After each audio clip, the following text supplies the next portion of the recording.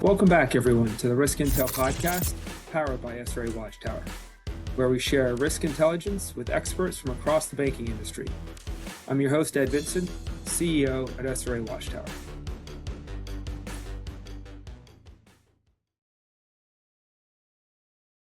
Hello, welcome to the Risk Intel podcast. I am extremely excited to welcome Kirsten Muetzel to the program here with us today. Kirsten is the founding principal of KLM Advisory. And Kirsten, it is great to have you with us. Well, thank you. I'm happy to be here. Kirsten, you bring a wide range of experiences to the table, starting with an education in the accounting and business and then international affairs arenas, and then moving into both the public and private sectors, which I think brings some very interesting, unique perspectives here. Right, having worked at the World Bank, at the Fed in New York and San Francisco, and then kind of on the private sector side there at Goldman, and then innovative Silicon Valley startups. So you've seen a wide range of experiences and dynamics throughout your career. But I think there's a common theme that I think you've highlighted, which is that really you've navigated through complex regulatory scenarios in areas with limited formal guidance, in particular when you're helping counsel institutions bringing new products to market and services to market. And so I think that that's a great backdrop for today's conversation, because I think we would both agree that the market and regulatory environment today is dynamic, and that's probably a bit of an understatement. So there's a few different things volatile or dynamic. Yeah, we can go with play with the words there. Yeah. So I'll ask you a few different questions or kind of leading topics here today. One around what you've seen in the market recently. Then we'll talk a little bit about strategic planning, collaboration, and risk management. So those I think are our themes for the day. So let's start though with this first question of what you've seen in the market, in particular over the last few months, because I think that you might have had an idea of what you were going to expect 2025 was going to hold. But I think we would agree that it's been not necessarily on script over the first couple of months of the year. So what are some of the key themes? I don't know if anyone, to be fair, could have predicted some of the changes that have happened. So today, we're recording this in March. I would say over the past 2 months, there have been some things that I absolutely never, if you would have talked to me in November, would have predicted happen. So I would just say that as the starter. And I would also say that, I would say notoriously or infamously been wrong with some of my predictions. Okay. So some of my predictions, pretty good. Every now and then I get one wrong. So what's interesting to me is that, as I've kind of watched the last couple of months with particularly what's played out, and I'm not making a political statement, really it's just as an observer of policy and somebody that's really interested in policy and how it impacts the business environment. There are some things that have kind of shaken out for me. So one, lots of conversations around digital assets. Okay, so right. I'm not sure if you know this, but when I left the Fed in 2019, I actually followed a good friend of mine who was an attorney at the Federal Reserve with me. She went on to be the GC at a peer-to-peer payments company that on and off ramped to crypto. And so I went and worked in that in 2019, and it just, for me, felt a little too early on that trajectory. Now, you and I are talking more than 5 years after that point. And I still see these shifts and these twists and turns and lack of regulatory clarity, right? And that makes me, 1, excited, and 2, nervous. Right. So what's interesting for me, and I wouldn't have predicted, what I would have predicted is, we're going to continue to cycle through ups, downs, and all arounds in digital assets. There's going to be people on the forefront, and there's going to be people that are lagging and saying this will never work and whatever. Now, what we're seeing in the last couple of months is a very clear directive from the administration, they were there before and now they've come back again, administration on digital assets. And I do think that if we get more regulatory clarity around that asset class, I think that we're going to see a big push in that, and it's going to change the way that financial institutions are doing business. I think it's going to change the way consumers interact. I am a big believer in this concept of digital assets and particularly blockchain and being able to create virtual a ledger that is open, and that I think that there are going to be a lot of use cases for that. It's just fascinating to me because I thought we were there 5 years ago, and then it kind of didn't happen. So now I'm kind of getting excited again because it was just around 5 years ago that Brian Brooks went into the OCC as comptroller, and that we thought we were getting some regulatory clarity there. So we'll see what happens. But that would be one of the trends that I'm seeing just in the last 2 months. The excitement back around that asset class is here again. So let me ask you a kind of a follow-up question there, because I think that you talked about the value of regulatory clarity, and that would certainly make it easier to plan, and perhaps would make it more comfortable for a broader set of financial institutions to get involved in that space. But the current situation is one where I might argue that there's really no regulatory clarity, right? And what it is it's a situation where it's ripe for innovation, because there is I don't say it's I don't know if it's fair to call it the Wild West, but essentially it is, all right, we're telling you that you can do something, but we're not telling what you can do. And so I'm interested in that this dynamic of, well, the lack of regulatory clarity, but with some perspective that maybe there's not a lot of regulatory, right? There's not a heavy hand that's going to come in. Is that a helpful starting point? That's really interesting. So where I think this will go is that because there are people that have now been placed into the various agencies, and I'm going to hold off on CFPB for a second, but right. If I look at OCC and FDIC in particular, the people that have been put kind of at the helm have been vocal about their support of innovation in financial services. Yeah. And in particular, related to a distributed ledger technology. So I think what would be interesting is what I haven't yet seen, and maybe it's there, but I just haven't seen it, is on the central bank side. So what I'm talking about is more on the supervisory side. What I think would be super interesting is if there gets to be a little more clarity and a momentum around a U.S. digital currency. So a central bank digital currency. That I'm not sure how far away we are. What I do think could happen, just like what happened, I think it was 4 years ago when Brian Brooks went in, and there was this push towards trying to get a charter.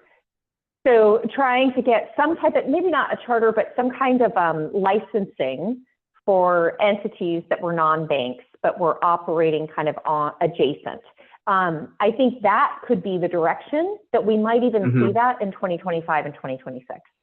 So I would say there is more clarity today, and I've been, again, I'm not actually super active in this space. It's just something that I feel like in the conversations that I'm having, that this conversation is coming up again a lot more. Last year, if you would have talked to me in March or April of 2024, maybe we did talk, but if you would have asked me about, do I see this happening in 2025? I would have said no. In fact, the opposite. There was like a complete clampdown, right? So it was like the agencies were telling, like, especially the supervisory agencies, from an outsider's view looking at what was happening with banks, there was definitely a feeling of, we've got to distance ourselves from this activity, right? Whereas now I think that there's So right now it's that you can start doing the activities, and then hopefully with that, there is more certainty that there will be kind of guardrails put around it. And then you're going to see more innovation happening in that space, and more traditional actors in the space that are willing to adopting come it. in. Right. Yeah. Right. It makes it more comfortable, right? And safe, right? And we'll talk about safety and soundness a little bit later, but right, it's safer to come in when there's regulatory clarity. Yeah, safe. It's more comfortable to come in because it's safer to come in when there's regulatory clarity. But the other thing that I mentioned, so I talked about kind of the FDIC and CFPB were the two things that I was starting to mention. And I would say, I posted something on LinkedIn about Travis Hill and some of his remarks. And then I actually went back and pulled some of his remarks from prior years before he was in the position that he's currently in at the FDIC. And, before people get into those roles, sometimes they can be a little bit more transparent about what their beliefs are, what their philosophical leanings are, right?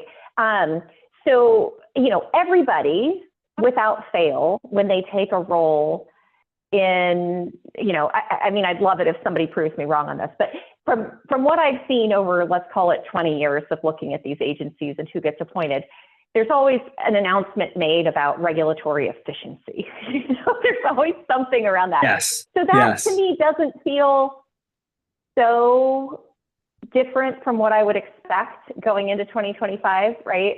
That didn't throw me a curveball. What was interesting is that now I wasn't following all of the NPRs that the FDIC had put out, but I was certainly following the broker deposit NPR. And there was a lot of talk about this one last year, like a lot of talk. And he withdrew that one. So on one side, I'm super excited about that because I think that one was heading in the wrong direction. On another, I still think that the agency, in light of this regulatory efficiency and in light of this comment around safety and soundness, and are we really doing the right things for our banks, there needs to be a reclassification of deposits. What is a core deposit today? What is a broker deposit today? What are these brand deposits that are being garnered through tech partners? So in short, I think, Travis Hill being put in, I think that there is a strong leaning towards adoption of technology, innovation, and support in that direction. Now, I'm going to talk about the second agency. So, and I do feel like some of the agencies have been told to not make comments around any of these things, right? But I'm shocked around the CFPB developments. And by that, if anyone is not following what's going on, the developments of the website goes down, the developments of go work remote, the developments of don't work on any enforcement actions, the let's pause examination activities, the placement of somebody who is pretty vocal about not supporting the agency's cause. So this is one that I didn't predict that one. So caught me off guard. Well, and I think that right, that's a theme, right, in a number of parts of the current administration, right, of not necessarily anticipating the magnitude of change that was going to be enacted. But I think this one hits close to home because even in all the other regulatory context there, maybe there are some changes, but right, you talked about right the pulling back of a few of the notices of proposed rulemaking within the FDIC.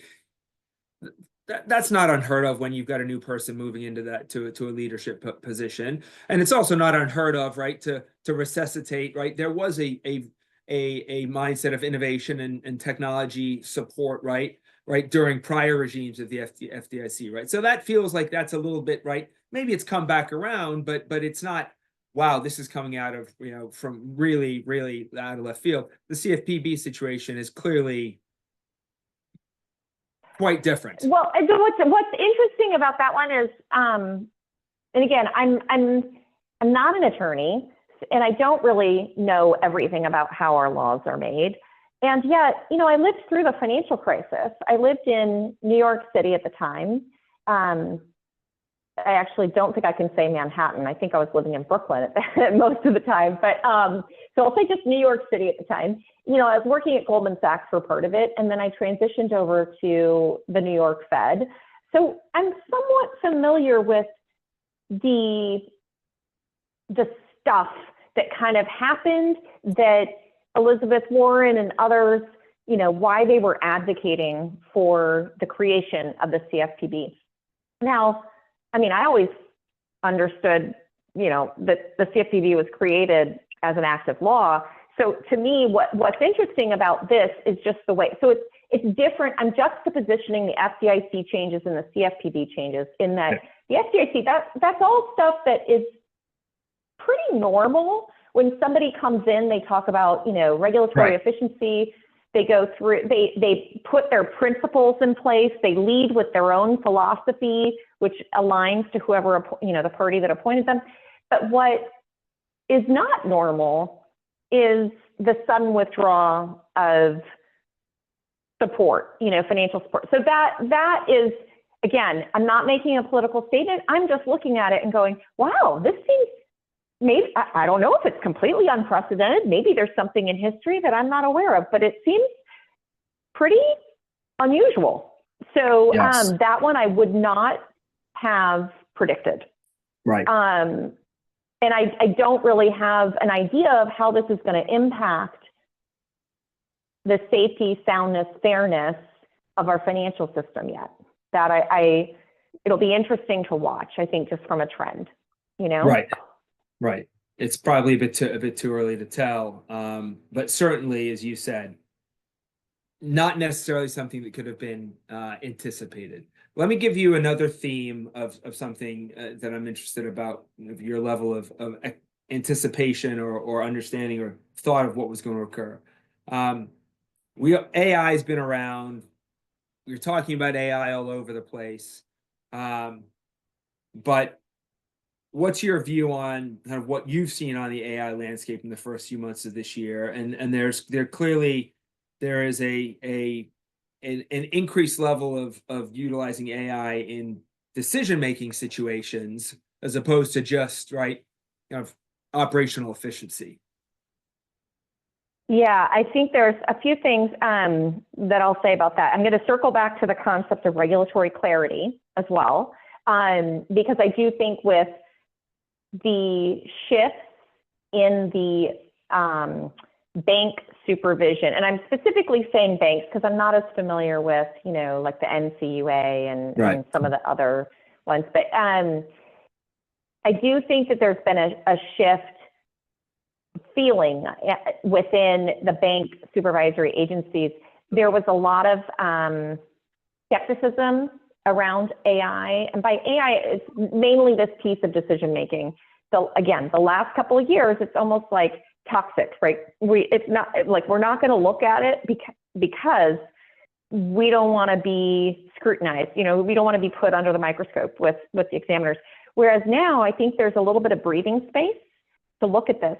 Now, I do have concerns around decisions being made using AI. So as somebody that has a long history using models, so one, building models, using models, then, having examinations, looking at model risk, looking at model governance, having seen detrimental things happen to human beings. There are US citizens who own their home and they're late on their payments, and a model could determine whether they get foreclosed upon or there's a modification offered.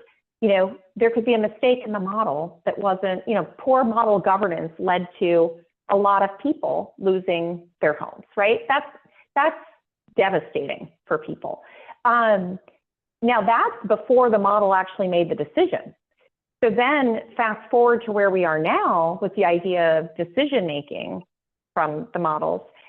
I think, we need to be really thoughtful and deliberate about model risk and model governance.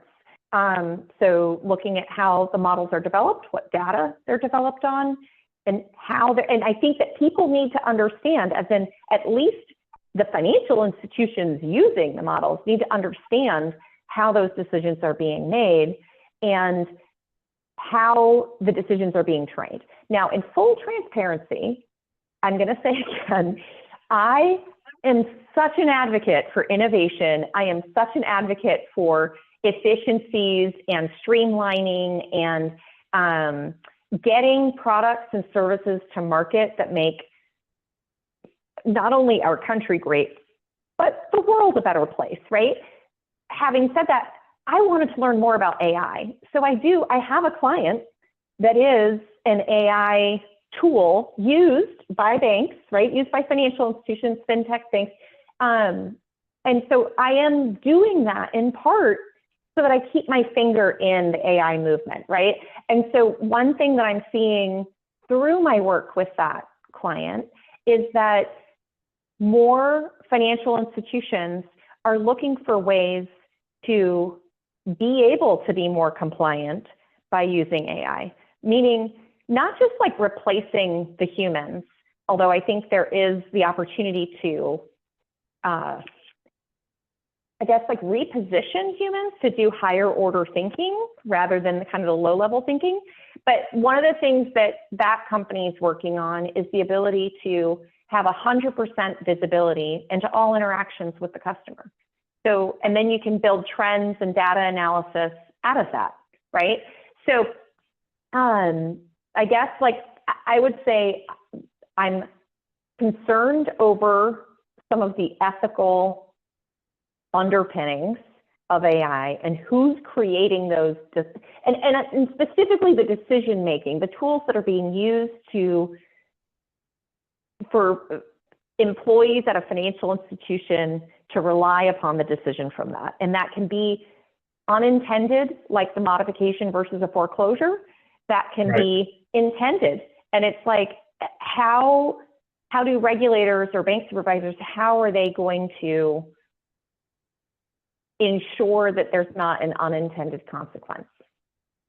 And that's a heavy topic. That's not an easy one to resolve. I thought that your comment there that right there are some areas of concern about the ethical underpinnings of some of these things.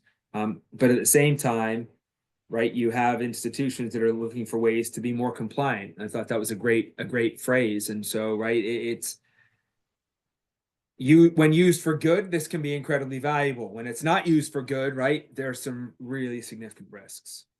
And how do we know? The thing is that, how do we make sure, and especially, how do our bank supervisors know when they're going out to different places and maybe it's the bank using a vendor? How does that supervisor know that the bank hasn't been, I don't want to say tricked, but misled about how the model was made, right? And maybe unintentionally, it's creating outcomes that, So that's where, I mean, definitely I am seeing an uptick. So last year, everything was AI, like the valuations for anything that related to AI went through the roof. I think this week we're seeing corrections in the market more generally. So whether that's also hitting the AI companies, we shall see. I haven't been following specifically that. But I think that that's an area that's going to continue to develop and accelerate in 2025.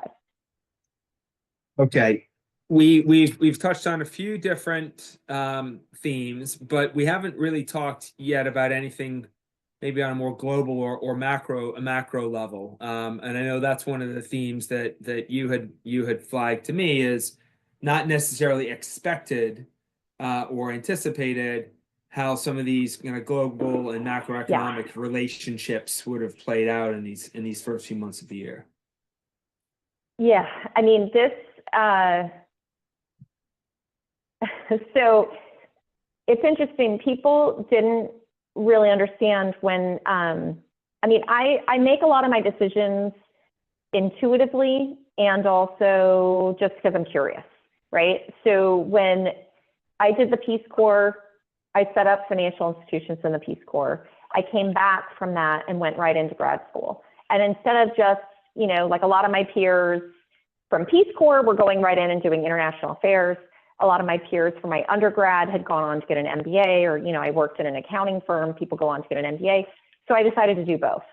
And, you know, when I went to go work on Wall Street, there were some people that didn't understand, well, why would you even study international affairs? You know, and I was like, well, that's an interesting viewpoint, because, you know, if you think about foreign exchange, if you think about trade, if you think about all these things, and like, as our world becomes more and more interconnected, right, you know, and this was, you know, 20 something years ago, right, that I did grad school. So I always saw a natural link between these things.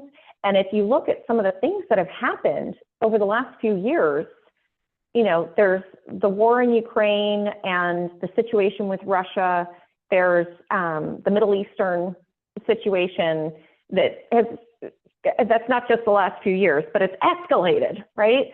And then there's now this incredible tension between two of the largest trading partners with China and the US, and we have just pushed and pushed and pushed.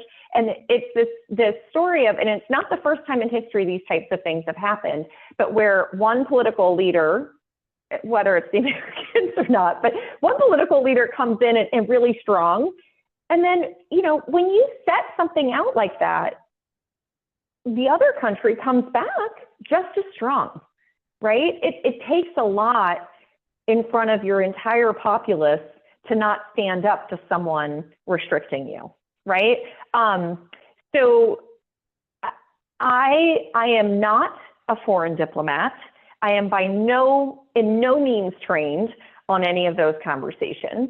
I think it will be incredibly interesting to watch how the situation between the US and China plays out. But what I will tell you is, much like people didn't anticipate the supply chain disruption a few years ago and how hard it was to get laptops and cars, and used car prices went through the roof, and then that flows its way through the banking sector.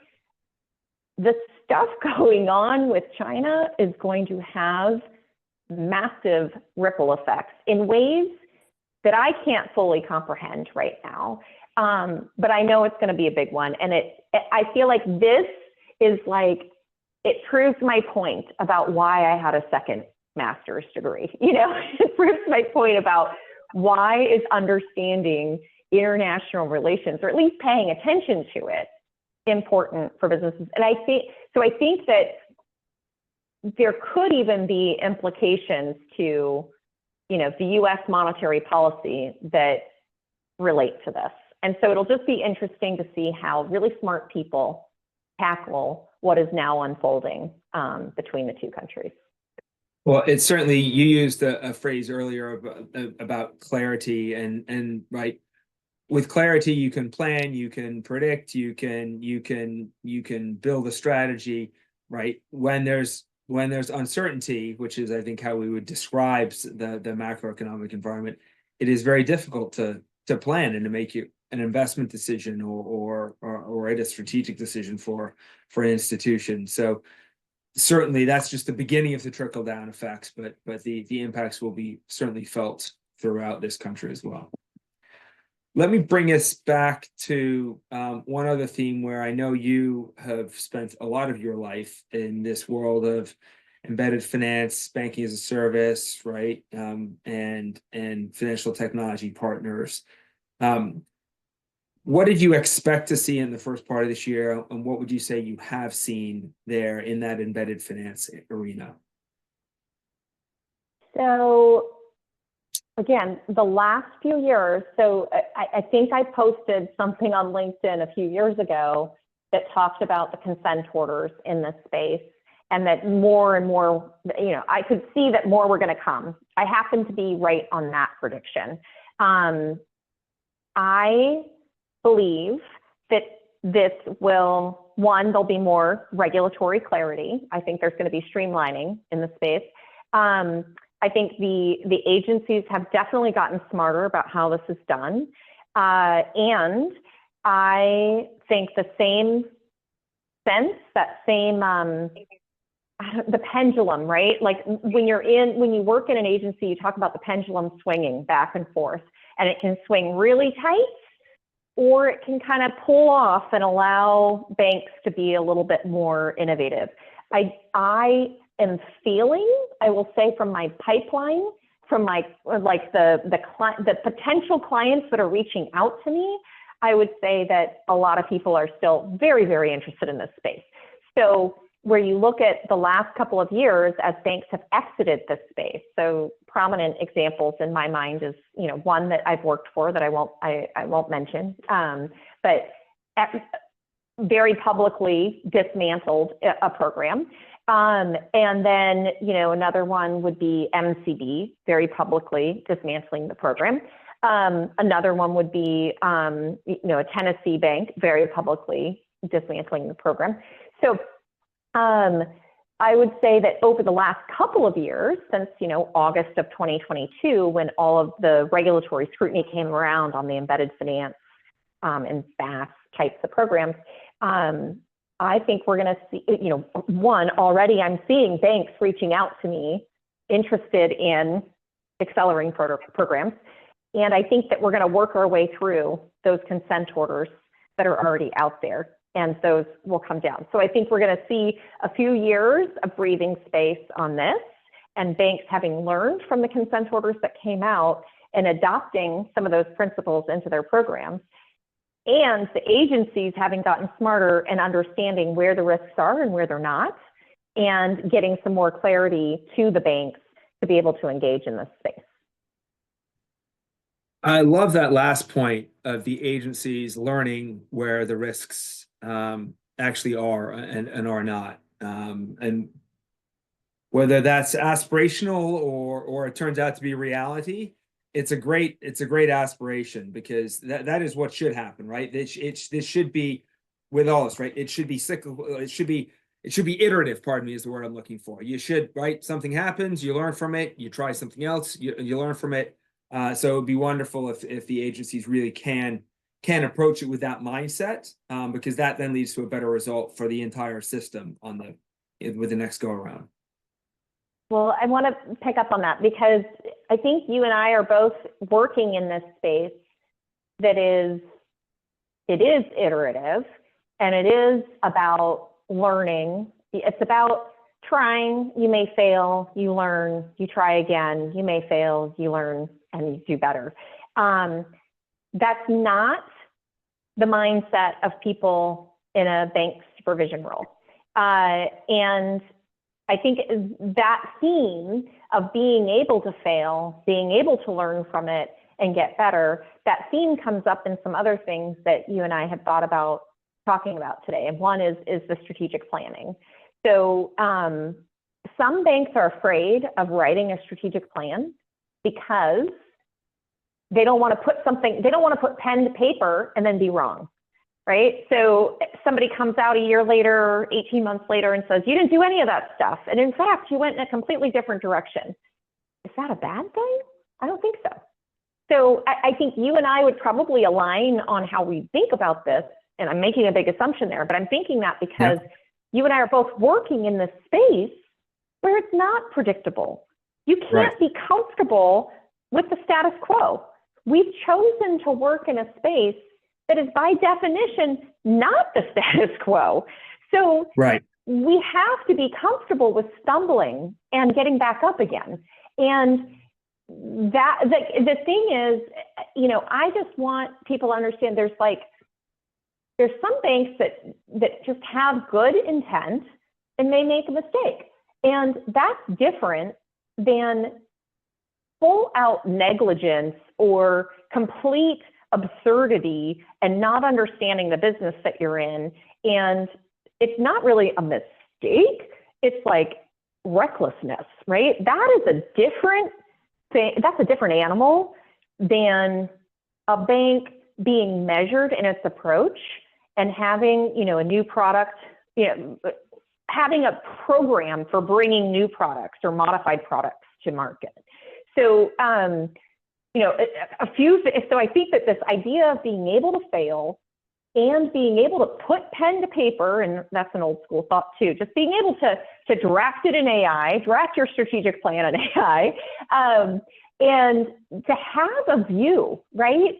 And it's interesting because this week I was at a conference and there was a speaker talking about strategy, and I'm using his words. He did not say pivot. He was purposely trying not to say pivot, but he talked about it being iterative, right? He talked about it being that you have to be able to put something in and have a vision for where you're going. Because if you don't try and go somewhere and you stay in the status quo, and these are my words instead, but I'm taking them from someone else, do you want to be Netflix or Blockbuster, right? Are you going to clamp down and try over and over again to stick to what Blockbuster did? Or are you going to realize that the world is changing and try something else? And you may mess up along the way, right? But mess up small and keep having a vision for where you're going. And if the world changes along the way, tweak it, right? I'm not going to say pivot, but tweak it. Yes, evolve, iterate, right? Learn, and adjust. I am conscious, Kirsten, of our time here for this session. So you mentioned strategic planning. I'm going to actually ask you to hold that thought and ask you to come back to the next episode. So I think that's a great place to start the next conversation. And I think that ties nicely to a lot of these concepts here around regulatory clarity and iterations and being willing to innovate. And strategic planning is a huge part of and how you approach strategic planning. It's certainly it's so simple in one regard, but it's not easy to do. So I'd love to have you back, and we'll dig into strategic planning and collaboration and risk management in our next conversation. Okay, sounds good. Thanks. Thank you.